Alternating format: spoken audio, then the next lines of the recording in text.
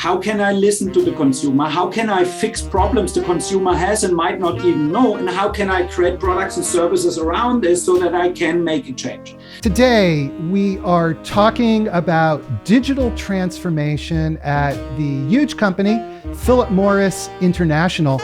And we're speaking with Michael Voegele. He is the Chief Digital and Information Officer of Philip Morris International. PMI, Philip Morris International, is one of the world's leading international tobacco companies. We have a workforce of over 70,000 people. We are operating in more than 100 markets, 180 markets across the world. But we also have a bold ambition. Our ambition is really, we want cigarettes to be replaced by science-based smoke-free products as soon as possible, to the benefit of people who smoke, those who care about them, and of course also for public health. To give you a bit of an order of magnitude of what this change means, in the last years, we have invested roughly $8 billion in the development, scientific substantiation, in the manufacturing capabilities, but also commercialization capabilities for our smoke-free products, which are a less harmful alternative to cigarettes. Michael, so you are both Chief Information Officer and Chief Digital Officer. I'm very interested to explore those roles with you. And why don't you start with the Chief Information Officer? I think that's a title that most of us, that's a little bit more common than the CDO role. As a CIO, I think I have three distinct things that I really want to drive and change for PMI and for the IT organization as well.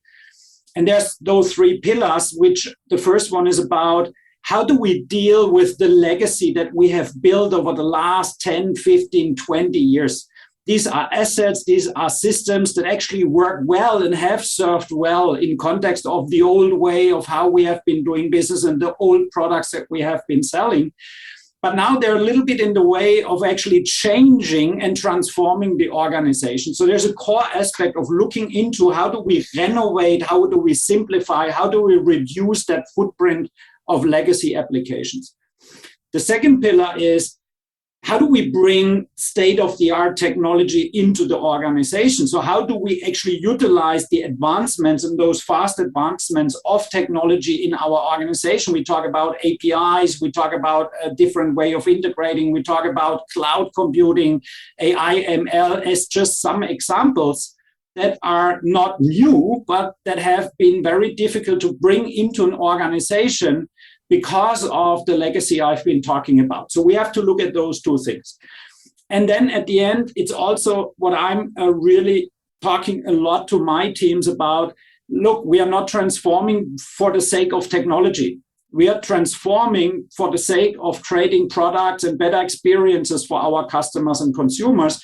So we also have to change the way how we lead, how we behave, how we think, how we make decisions, and how we actually organize ourselves around those structures and processes.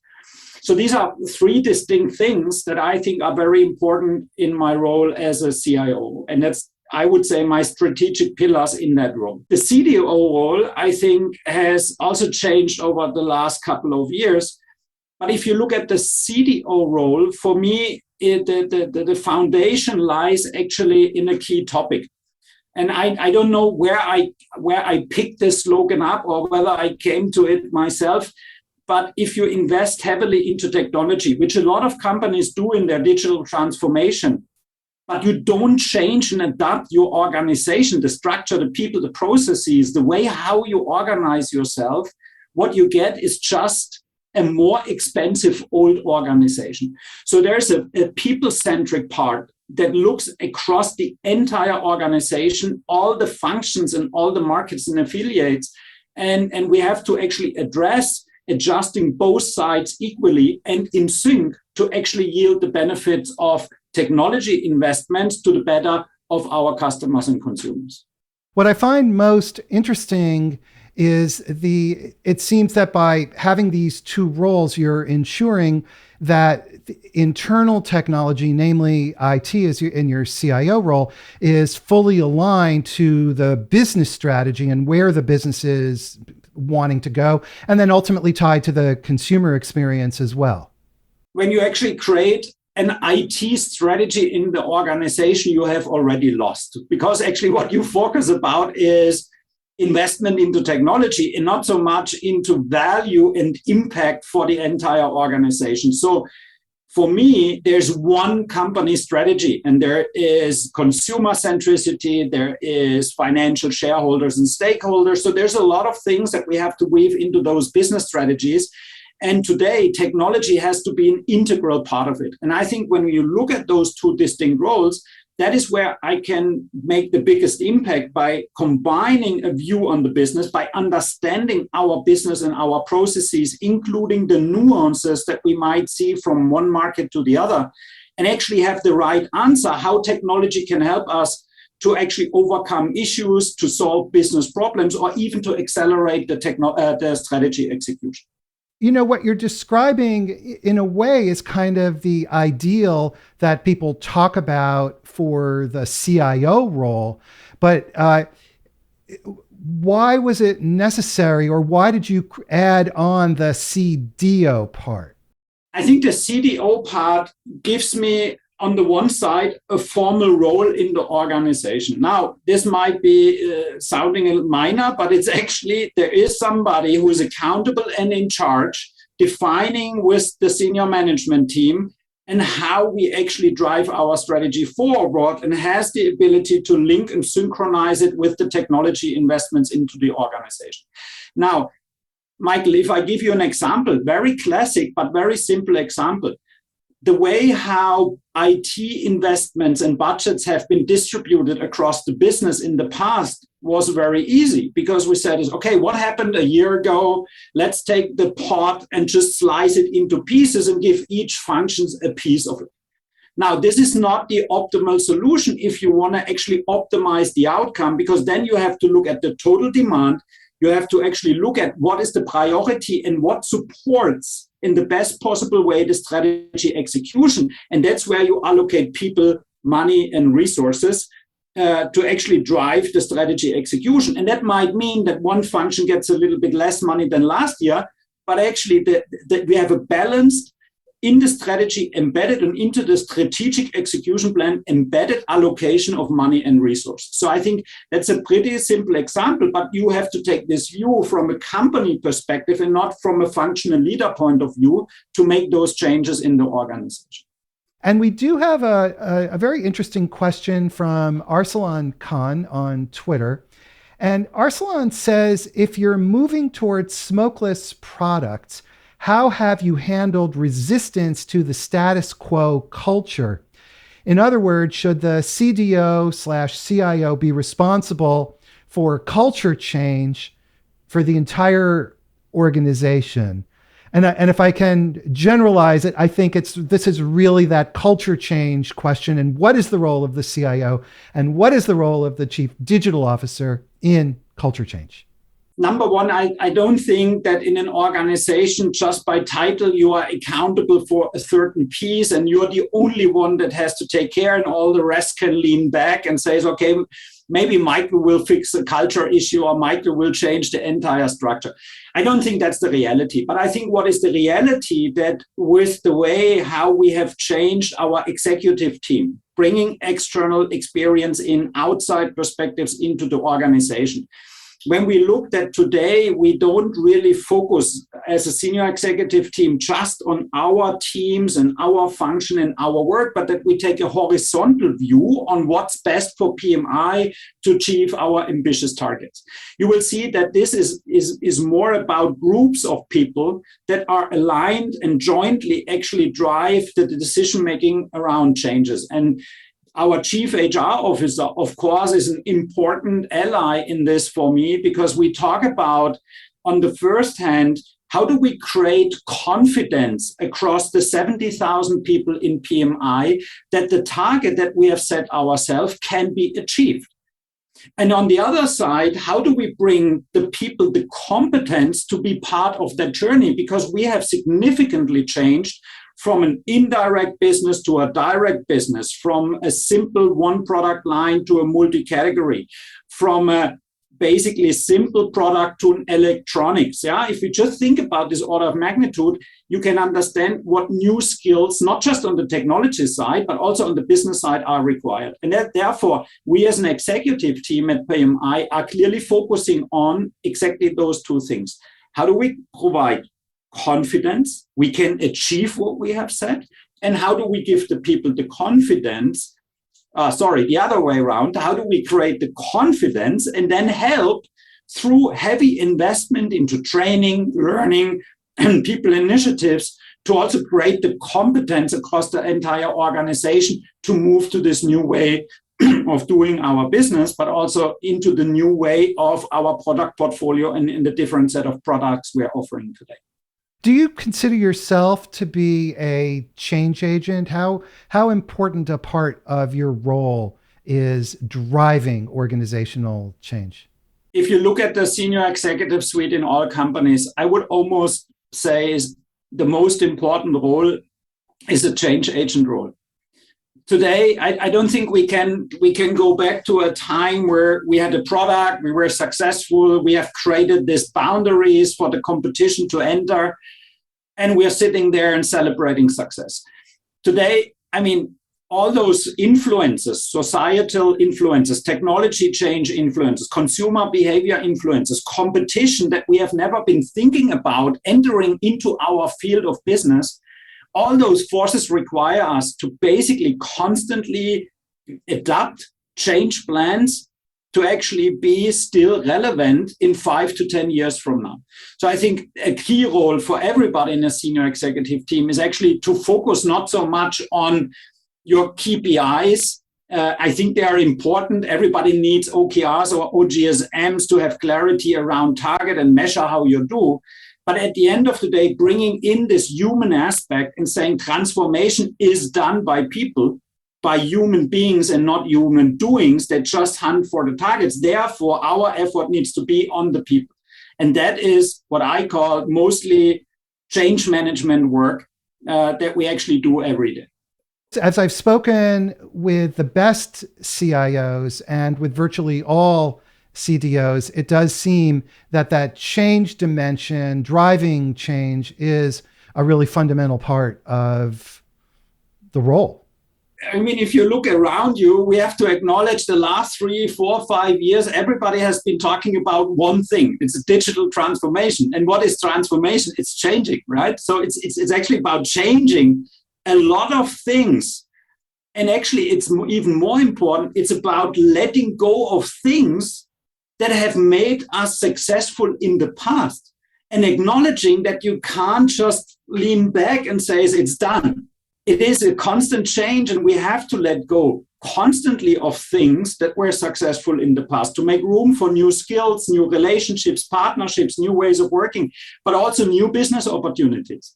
And I think that is an important aspect is, you know, I remember still the days 10 years ago where I was at that point in time with my former employer, where people said okay, what's the North Star? When are we done?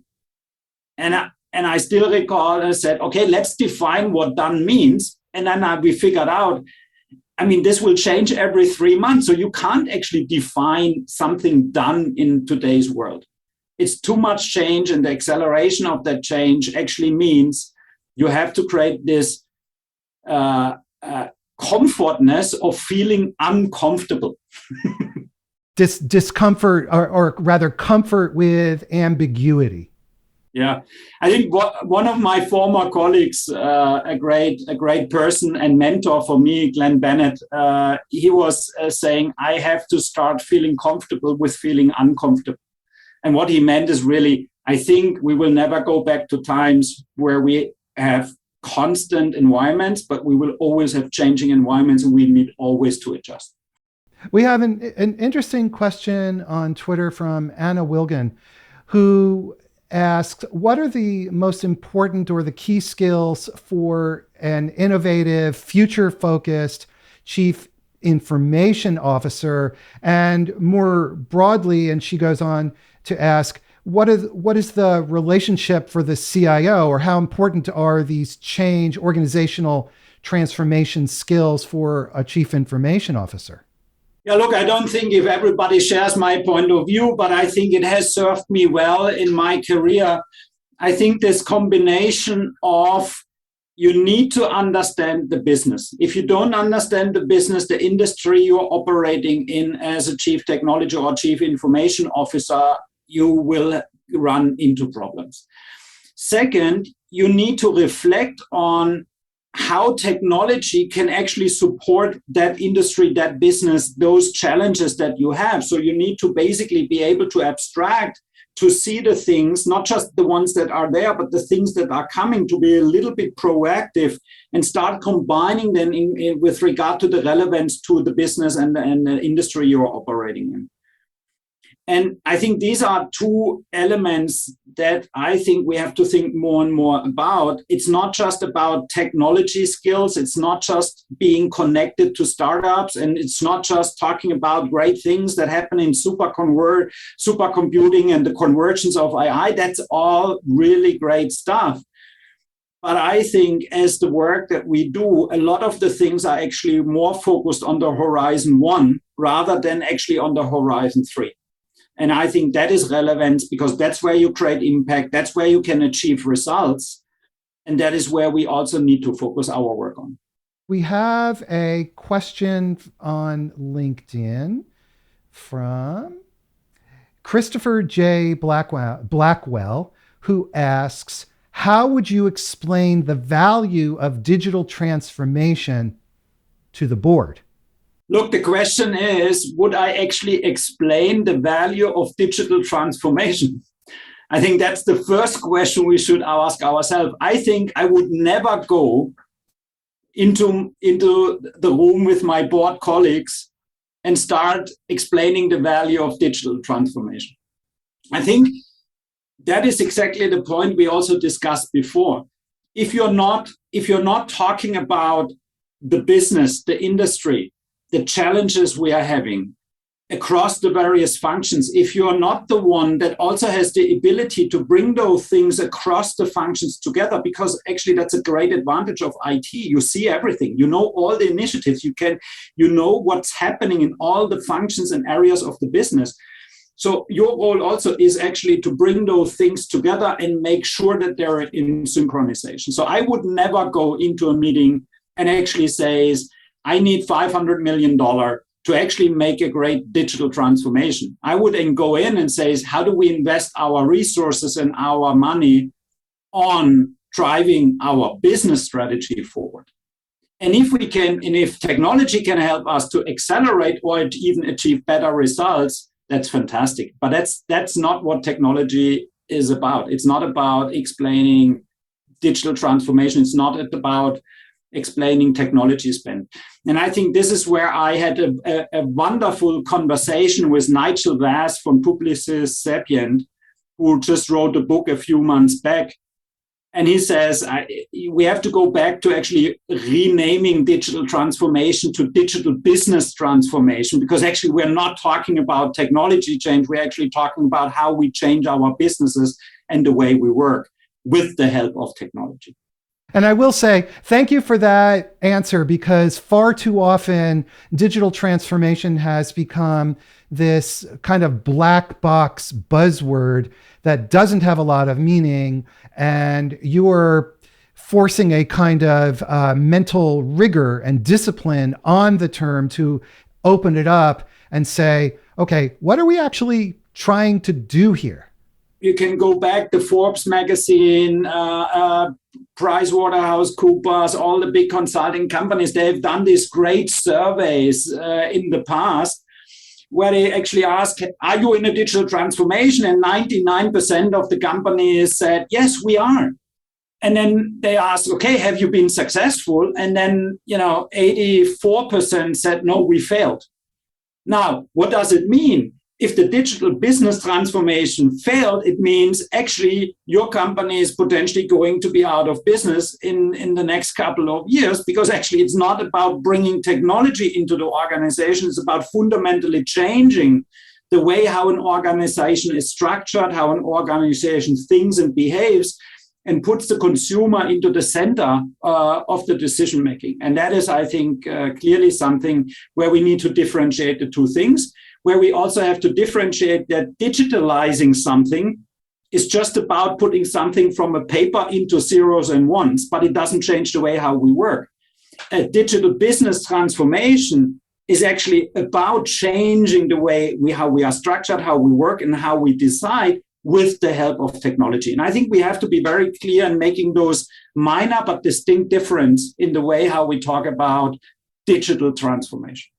Can you relate this back to PMI and to your work at PMI in terms of how you think about transformation and the connection back to customers and to the changes going on in society around you? The more internal classic things of looking at this. So how do we simplify our legacy world? How do we standardize around the processes and maybe adjust or change the way how we have been doing things for many, many years? And then you talk about actually digitizing certain aspects of the business, but then also moving into automation, utilizing AI, ML to help us to do things more automated or in even a better way and fashion and quality. And those things you can do in finance, you can do those things in P&C, you can do those things in the supply chain, in the manufacturing area.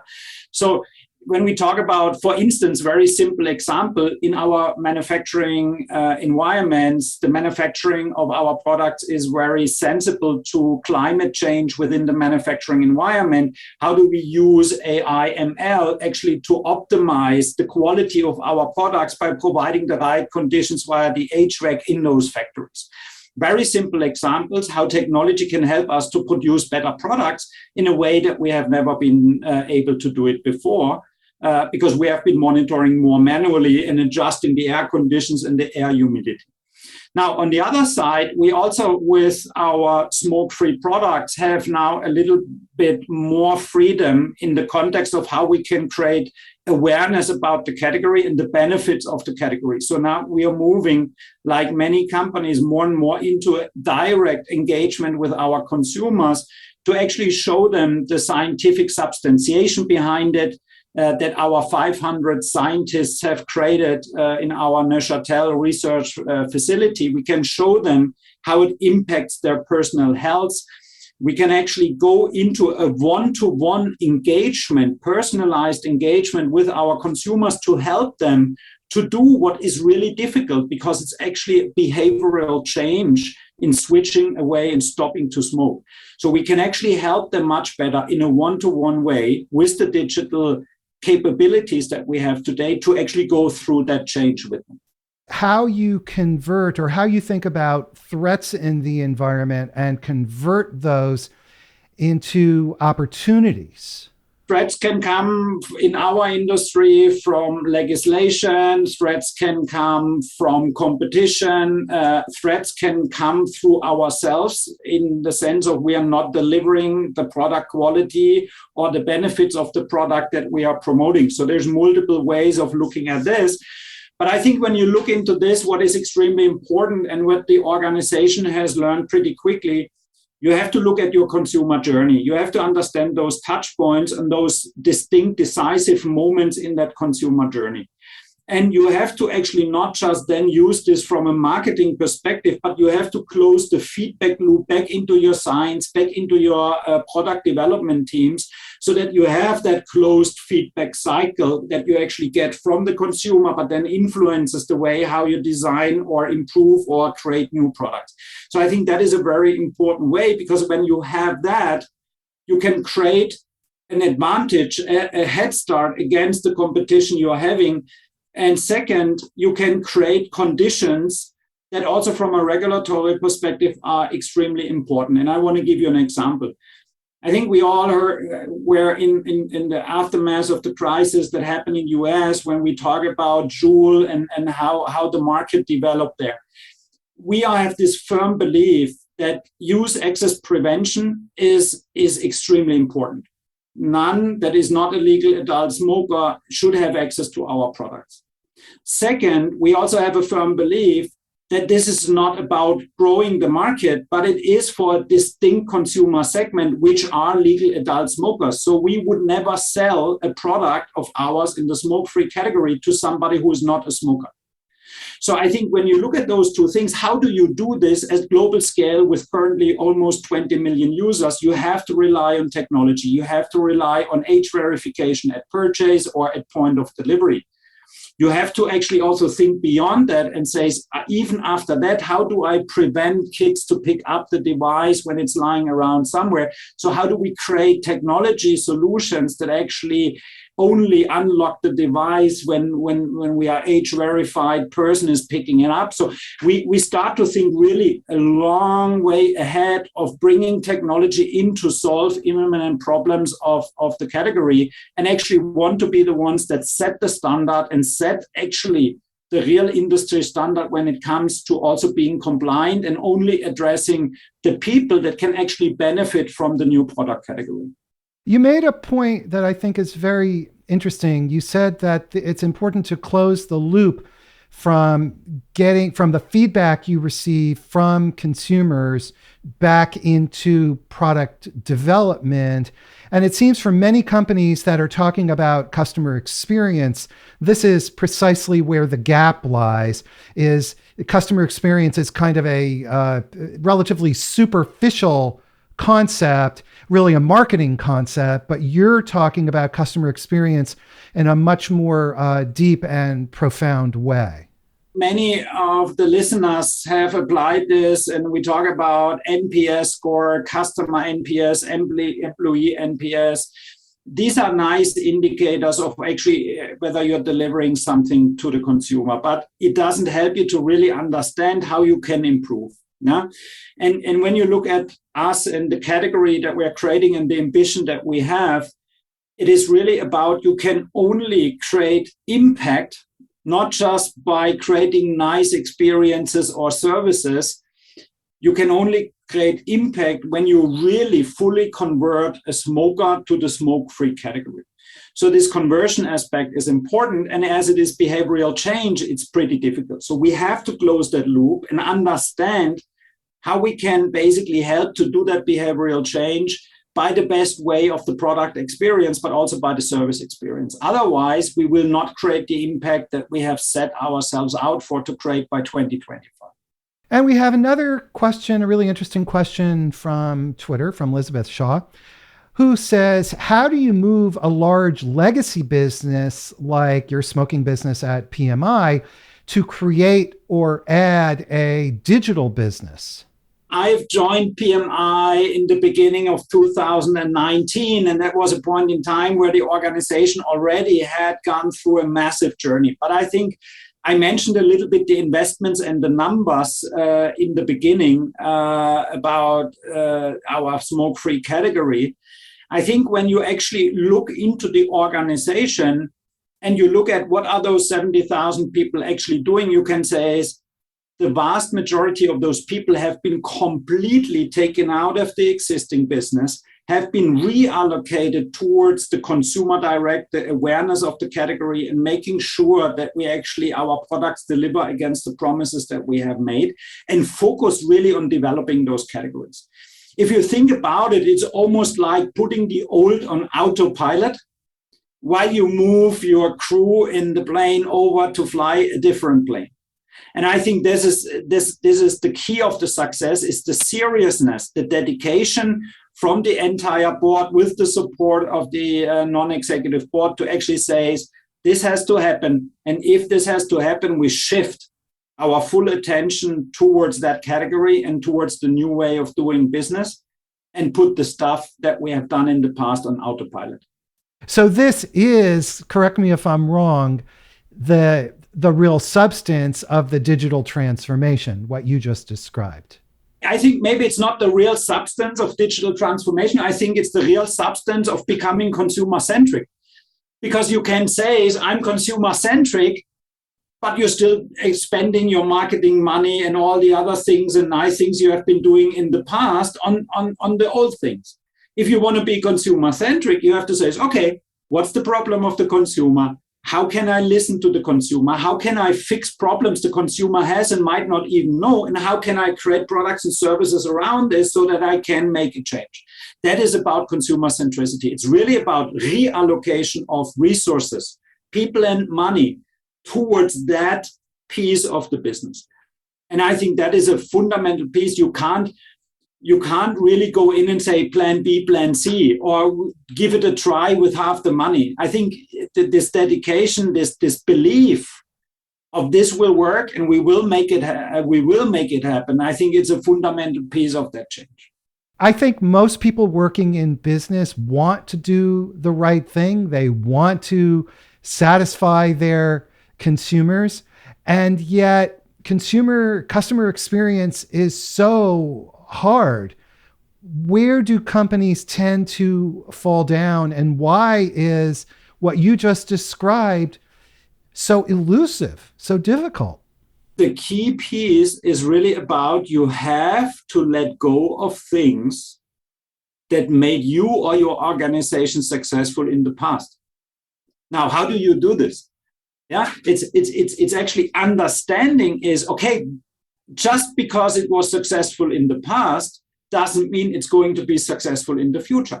Therefore, at a certain point in time, you need to make those bold decisions and say, okay, this time it's different. This time we're doing it different. This time we're allocating the resources and the money different. This time we're actually betting ourselves on a new category or on a new product line. And I think this is in times of ambiguity, there's not the one answer. And I think it shows also that more and more, while we talk about data and AI and fact-based decision-making, intuition of senior leaders of the organization are also still important in actually guiding the organization towards the future and potentially towards a completely different future of the past, where those things that have been successful are not going to help anymore into the future. We have a very interesting question from Arslan Khan. Again, Arslan asks great questions. He said, do you provide data sandboxes for your employees to play with data and see what is possible? What kind of data do you collect to help create the next generation of innovative products? And just in general, how do you rely on data to feed this transformation and feed becoming and being customer centric?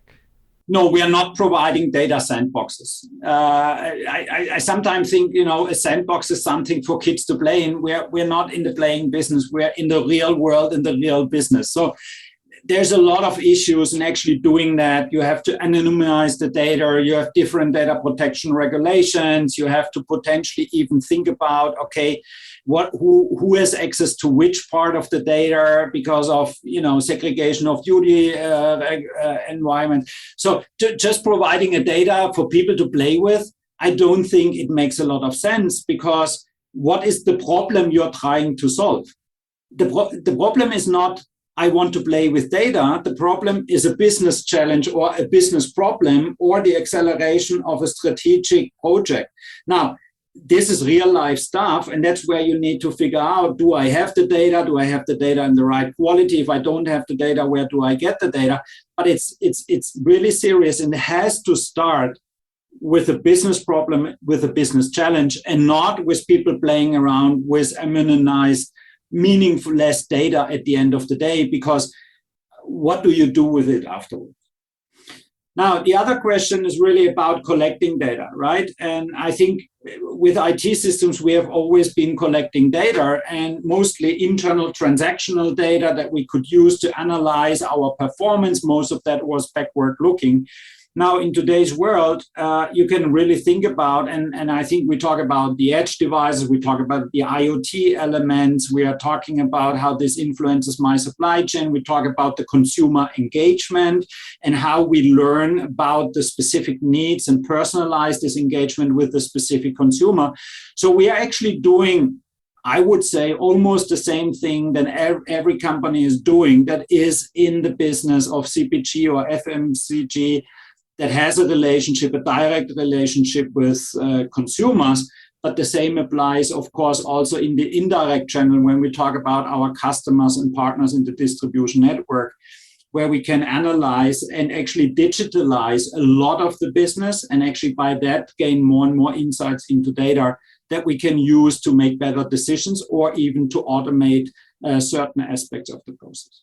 We have a lot of listeners on CXOTalk who are chief information officers.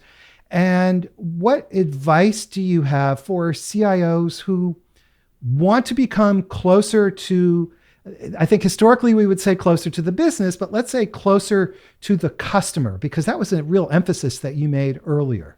This is very hard to answer in a generic way, because I think, the fundamental thing I also said before, understand your business, understand your industry, understand your customers and consumers. That is really something that is specific to every company, and it is different to every company. That's why I truly believe there's no real blueprint of how you run a successful transformation or digital business transformation. But I think when I come back to what I said earlier, Michael, it is really about the nuance of saying, if I focus myself on technology only, if I focus myself only on finding startups and finding the latest technology, I will not make a significant impact to the organization. I will just create a more expensive old organization. So shift away from actually looking at the technology to actually look at the business and look at the people internally and externally, and how we can help them to create competence and confidence in those change journeys, that we actually have business conversations about what are those strategic challenges or problems that we are facing today or seeing coming, and only then actually start to talk about, okay, which technology can help me to overcome this. Now, this sounds very traditional. And of course, we are also in PMI, and I'm doing this a lot, actually challenging the status quo. What if we do things completely differently and use this and this technology? Wouldn't that be an advantage? So I think you also have to have the boldness to go in and challenge those practices, because as I said before, it is mostly about letting things go that have been successful in the past. And this is not an easy conversation, because specifically those people that have created this success don't really see at the moment in time where you start this conversation that we are still successful, but potentially not anymore in 2 or 3 years from now. So I think that is the right balance in supporting, in looking at humans and business aspects rather than technology aspects, but also have the foresight to see that certain competition moves and or technology changes can actually help to fundamentally change the things how we have been doing them before. And what about for CIOs who come from a strong technology background, for whom this kind of business thinking is not where they were trained? Get yourself good buddies in your company and start learning. I think that's the only advice I can give.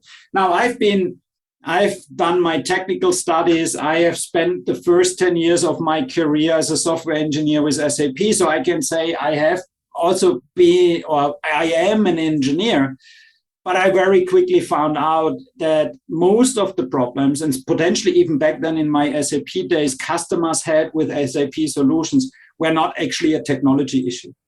It were issues of the process, it were issues of the understanding of what the system can and cannot do.